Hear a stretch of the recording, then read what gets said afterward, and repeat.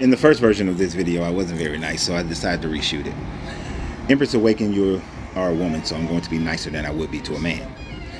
But when you start a sentence with, first of all, let me correct you, you are inviting confrontation instead of inviting a conversation.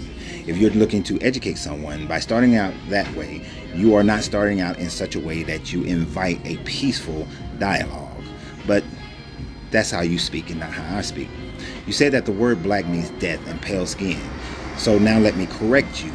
The Caucasian are the real black people because they are the ones with pale skin. You must understand, if you actually went and looked at the etymology of the word, that it wasn't until after the 1700s that the word black started meaning wicked and death and that sort of thing.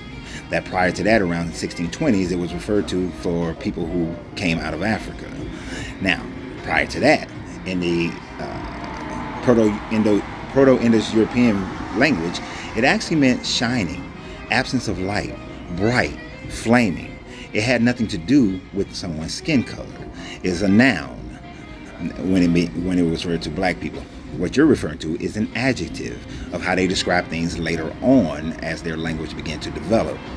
You say that copper-colored, melanated, indigenous American people need to change the word black. Stop using it to identify yourself as a black person or a black human. Well, here's the thing.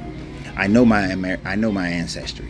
I know that the majority of my ancestry from both my mother and my father's side came from Africa.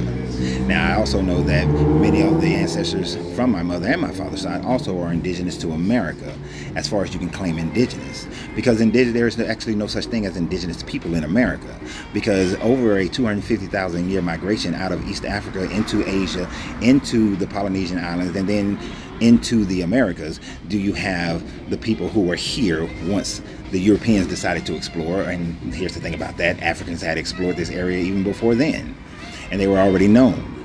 So actually there is no indigenous people to America. Now, the last part that you said, a black person or a black human, which means black monster, that is the etymology of the word human monster. No, you're absolutely incorrect, because you're reading from Black's Law, but you're not reading the entire thing.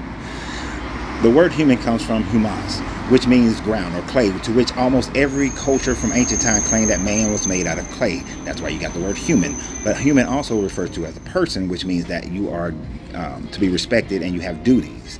Now, the word monster in Black's Law actually means a person who was born with deformities, and they are absent of the normal shape of a human being. Therefore, they were called a monster, i.e. the elephant man was called a monster because he was a deformed human. So if you're going to read Black's Law, read the entire thing and read the etymology of an entire word, not just the one that fits your narrative.